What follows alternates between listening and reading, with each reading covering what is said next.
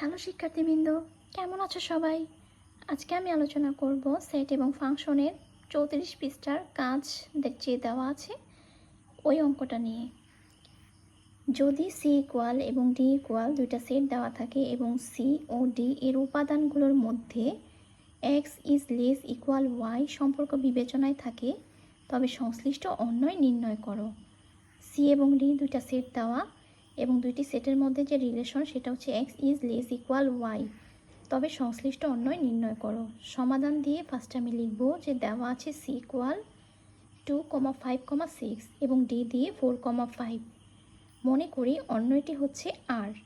প্রশ্নানুসারে অন্যয় আর equal x comma y such that x is belongs to c comma y is belongs to d, এবং যে সম্পর্ক সেটা হচ্ছে x is less equal y, অর্থাৎ ওয়াইয়ের মান এক্স অপেক্ষা বড় অথবা সমান হবে যেগুলো, সেই মানগুলোই আমি ধরব। এখন সি ক্রস ডি 2,5,6 ক্রস 4,5, 2 এর সাথে 4, 2 এর সাথে 5, 5 এর সাথে 4, 5,5, 6,4, 6,5 এই হচ্ছে উপাদান। এর মধ্যে যে উপাদানে যেই উপাদানগুলোতে আমি দেখব যে ওয়াইয়ের মানগুলা আমার এক্সের অপেক্ষা বড় অথবা সমান, সেগুলাই শুধু আমি নিব। যেমন 4 2 অপেক্ষা বড়, আবার 5 2 অপেক্ষা বড়, কিন্তু 4 5 অপেক্ষা ছোট, অতএব এটা হবে না। 5 5 সমান, এটা আমি নিতে পারি। 4 6 অপেক্ষা বড় নয়, ছোট, এটা হবে না। এবং কি 5 6 অপেক্ষা বড় নয়, তাহলে এটাও হবে না। তাহলে অ্যান্সার হবে 2,4 2,5 5,5। এটাই হচ্ছে আমার নির্ণয় অন্যয় এবং এটাই হচ্ছে অ্যান্সার। এবারে আমরা দেখব ফাংশন কাকে বলে। ফাংশন সম্পর্কে জানার আগে ফার্স্টে এ এবং বি সেটের অন্যয় লক্ষ্য করি আমরা। এ হচ্ছে এ সেট এবং এটা হচ্ছে বি সেটের অন্যয়।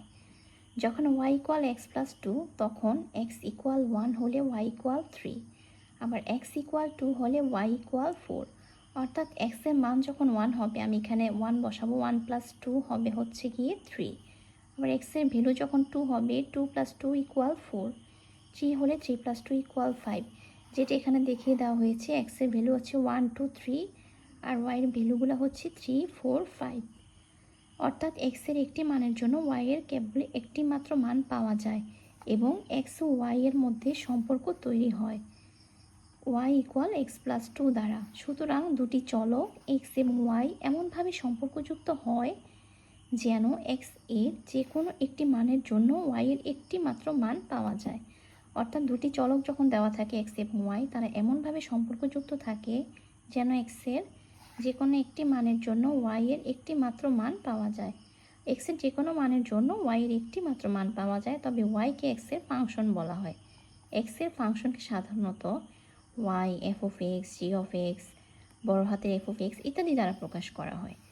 মনে করি Y equal X square minus 2x plus 3 একটি ফাংশন। এখানে এক্সের যে কোনো একটি মানের জন্য ওয়াইয়ের একটি মাত্র মান পাওয়া যাবে। এখানে এক্স এবং ওয়াই উভয়ই চলক, তবে এক্সের মানের উপর ওয়াইয়ের মান নির্ভরশীল। তাহলে আমার এক্স হচ্ছে স্বাধীন চলক আর ওয়াই হচ্ছে অধীন চলক। এক্সের মানটা আমি যদি নিজের মন মতন বসাতে পারবো, যেমন 1 বসাতে পারবো, 2 বসাতে পারবো, আমি যাই বসাই না কেন। যেমন 1 বসালে ওয়াইয়ের অ্যান্সার হবে একরকম, 2 বসালে ওয়াইয়ের অ্যান্সার হবে আরেক রকম। অর্থাৎ এক্সের মানের উপর ওয়াইয়ের মানটা নির্ভরশীল। এই কারণে এক্স হচ্ছে স্বাধীন চলক এবং ওয়াই হচ্ছে অধীন চলক। তো এটাই হচ্ছে ফাংশনের সংজ্ঞা বা ফাংশনের বেসিক। আজকে এ পর্যন্তই। ভালো থাকো সবাই। আল্লাহ হাফিজ।